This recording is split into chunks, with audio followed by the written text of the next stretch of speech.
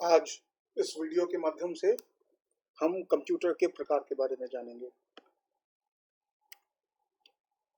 Computer को तीन आधारों पर अलग अलग प्रकार में वर्गीकृत किया गया है। पहला आधार है कार्य प्रणाली, यानी कंप्यूटर किस तरह काम करता है। उस आधार पर कंप्यूटर को तीन प्रकार में बांटा गया है। पहला है एनालॉग कंप्यूटर, दूसरा है डिजिटल कंप्यूटर और तीसरा है हाइब्रिड कंप्यूटर।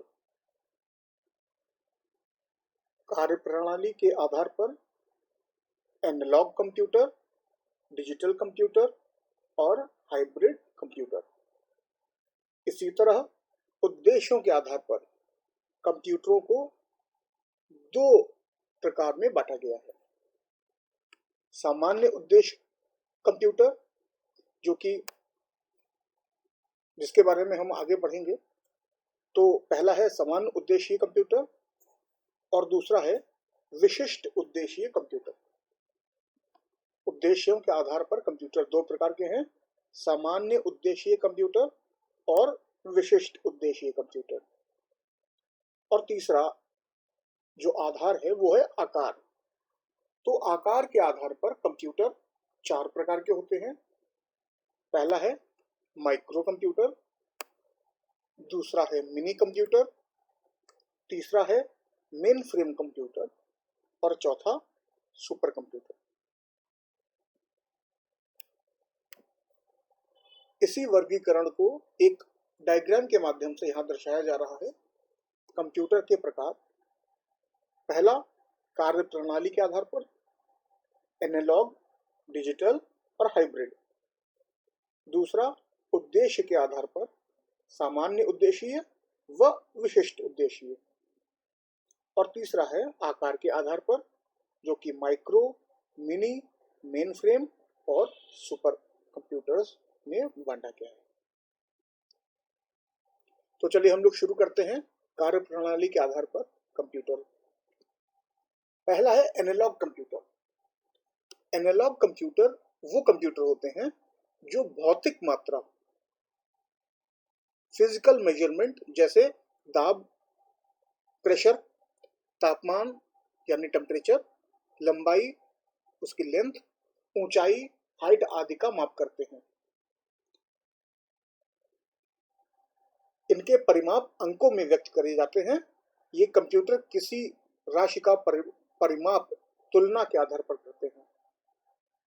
उदाहरण के लिए जैसे एक पेट्रोल पंप में लगा हुआ जो मशीन होती है वो एक एनालॉग कंप्यूटर होता है। पंप से निकलने वाले पेट्रोल की मात्रा को मापता है और लीटर में उसे दिखाता है और उसके जो मूल्य है उसकी गणना भी करके हमको स्क्रीन पे दिखाता है। ये एक बहुत अच्छा उदाहरण है एनालॉग कंप्यूटर का। इसी तरह एक और अच्छा उदाहरण है, अगर आप लोग जानते हो तो बॉयलर्स, जहां पर बहुत बड़ी मात्रा में इंडस्ट्रीज के लिए पानी गर्म होता है, उसमें जो प्रेशर के लिए प्रेशर गेज लगे होते हैं वो भी अंदर के प्रेशर को नापकर कंप्यूटर स्क्रीन पर दिखाते हैं।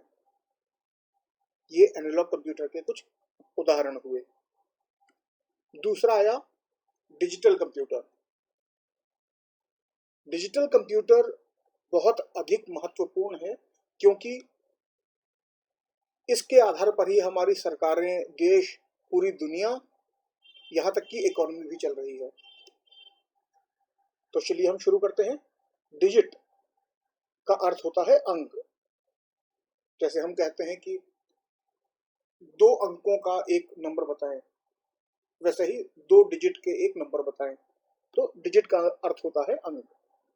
डिजिटल कंप्यूटर वह कंप्यूटर होता है जो अंकों की गणना करता है, जो प्योरली अंकों पर आधारित गणनाएं करता है, उसे हम डिजिटल कंप्यूटर कहते हैं।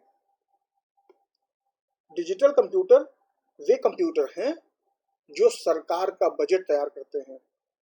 हम जानते हैं ना कि हमारे सरकार का सालाना बजट पास होता है, वो सब डिजिटल कंप्यूटर्स पे ही होता है।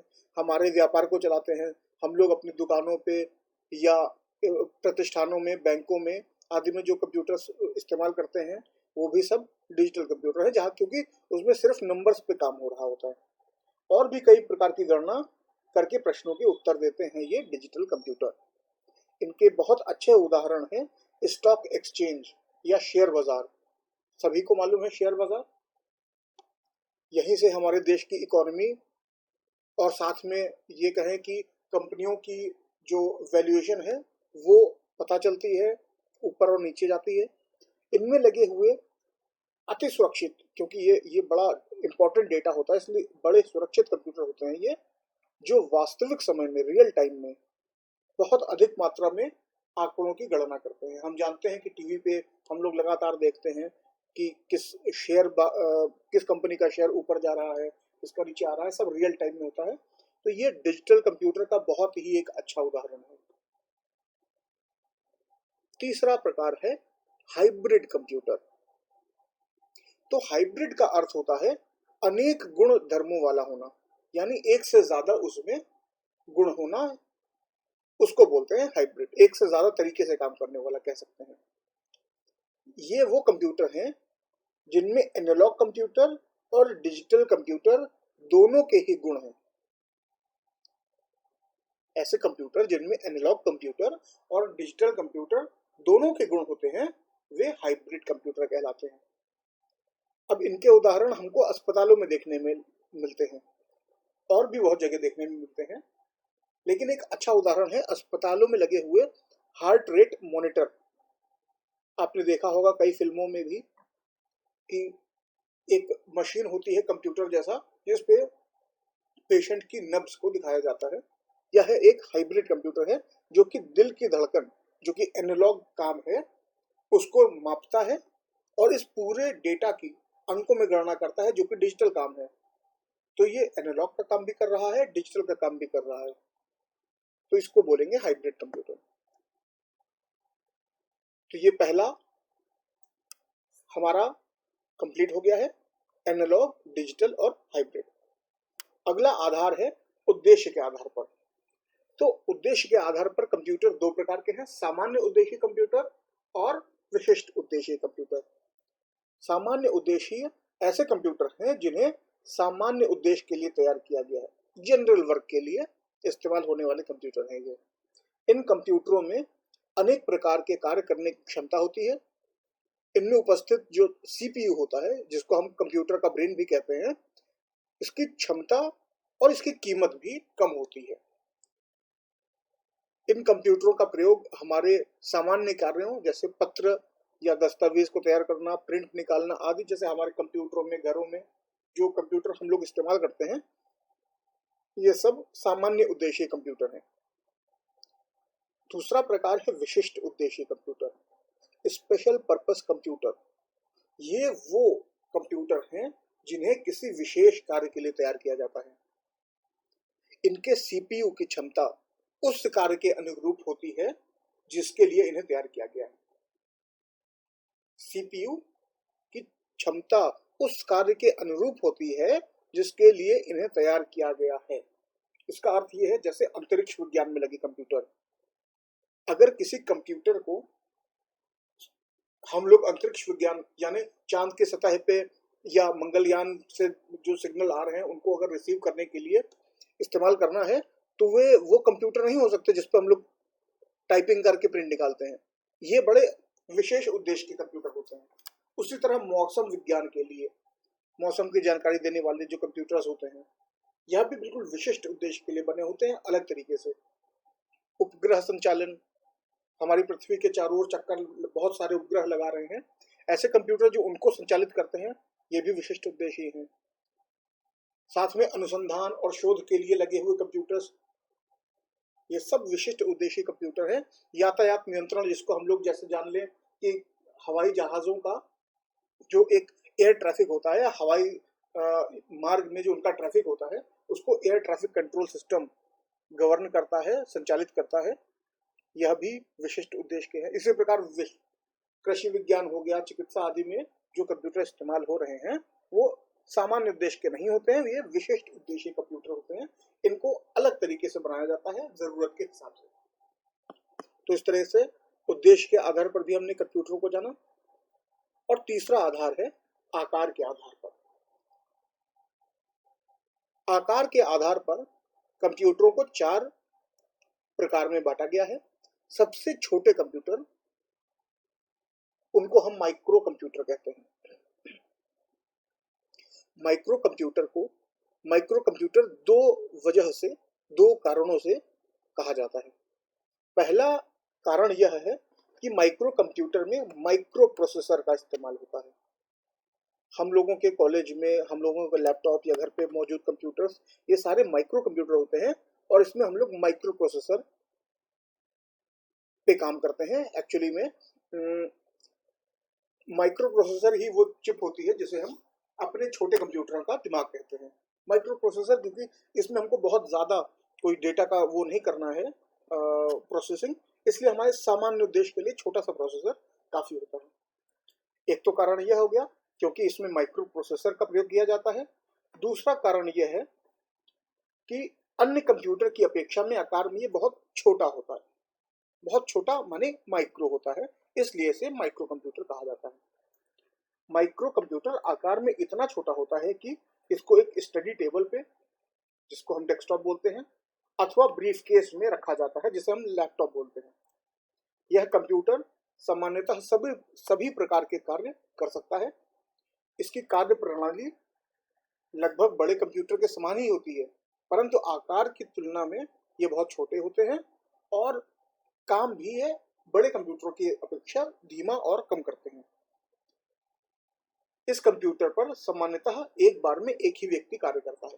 अब आप जान रहे हैं कि अगर एक कंप्यूटर है, नॉर्मल छोटा कंप्यूटर, माइक्रो कंप्यूटर, तो उस पर एक बार में एक ही व्यक्ति कार्य करता है।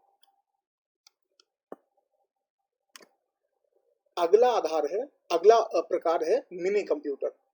माइक्रो कंप्यूटर से ये कुछ बड़े होते हैं और साथ में अधिक गति वाले होते हैं। इनकी मेमोरी भी ज्यादा होती है। ऐसे कंप्यूटर जो माइक्रो कंप्यूटर से कुछ अधिक गति और मेमोरी वाले होते हैं, वे मिनी कंप्यूटर कहलाते हैं। इनमें एक से अधिक सीपीयू हो सकते हैं और ये माइक्रो कंप्यूटर से महंगे भी होते हैं। मानी बात है, जब ज्यादा हार्डवेयर होगा तो महंगे भी होंगे। मिनी कंप्यूटर का उपयोग यातायात में यात्रियों के लिए आरक्षण प्रणाली का संचालन और बैंक शाखाओं में बैंकिंग कार्यों के लिए किया जाता है। अब हम जानते हैं कि रेलवे का टिकट लेने हम जाते हैं तो बहुत सारे कंप्यूटर लगे होते हैं, तो ये अलग अलग कंप्यूटर के मॉनिटर आपको जरूर दिखता है जिस पे वो काम कर रहे होते हैं, लेकिन एक्चुअली में पीछे कंप्यूटर एक ही लगा होता है जो बहुत सारे कंप्यूटरों को काम करा रहा होता है। बहुत सारे लोग उस पर एक साथ काम कर रहे होते हैं। उसी तरह बैंकों में हम देखते हैं कि बहुत सारे लोग कंप्यूटर्स पे काम कर रहे हैं, लेकिन एक्चुअली में वो एक ही कंप्यूटर पे काम कर रहे होते हैं। तीसरा आता है main frame computer. Main frame computer mini computer से ज्यादा गति वाले, ज्यादा क्षमता वाले होते हैं। ये कंप्यूटर आकार में बहुत बड़े होते हैं और इनमें अत्यधिक मात्रा में डेटा पर बहुत तेजी से प्रोसेसिंग की जाती है। इनका उपयोग बड़ी कंपनियों, बैंक के सर्वर्स, रेलवे आरक्षण के सेंट्रलाइज्ड जो कंप्यूटर होते हैं सरकारी विभागों द्वारा किया जाता है, क्योंकि ये काफी महंगे होते हैं, काफी बड़े होते हैं और बहुत अधिक मात्रा में जल्दी जल्दी डेटा प्रोसेसिंग करते हैं। तो ये बड़ी कंपनियों, बड़े बैंकों के सेंट्रलाइज्ड कंप्यूटर के तौर पे इस्तेमाल होते हैं। जैसे हम अगर किसी बड़ी कंपनी की बात करें तो उसमें ये इस्तेमाल होते हैं। और चौथा सुपर कंप्यूटर। ये सबसे अधिक गति वाले कंप्यूटर होते हैं। इनकी क्षमता भी सबसे अधिक होती है। इनमें एक से अधिक सीपीयू होते हैं। एक से अधिक बड़े कार्य ये एक साथ करते हैं। जैसे मौसम की भी जानकारी दे रहे होंगे, साथ में अंतरिक्ष विज्ञान पे भी नजर रख रहे होंगे। तो ये एक से एक अधिक बड़े कार्य एक साथ करते हैं। इनको पूरे पूरे जो देश, ये कंपनियों में जनरली देखने को नहीं मिलते, ये तो सबसे बड़ी कंपनियों में हो सकते हैं, वरना ये देशों के लिए काम करते हैं। जैसे भारत का जो पहला सुपर कंप्यूटर था उसका नाम था परम, PARAM। ये कंप्यूटर सबसे महंगे होते हैं और आकार में बहुत ही बड़े होते हैं। तो इस तरह से आज हम लोगों ने कंप्यूटर के प्रकार जाने, और ये प्रकार एक बार फिर से रिवाइज कर लें अगर, तो कंप्यूटर के प्रकार कार्यप्रणाली के आधार पर 3 होते हैं, एनालॉग, डिजिटल, हाइब्रिड।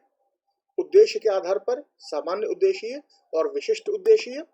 और तीसरा है आकार के आधार पर माइक्रो, मिनी, मेनफ्रेम और सुपर कंप्यूटर।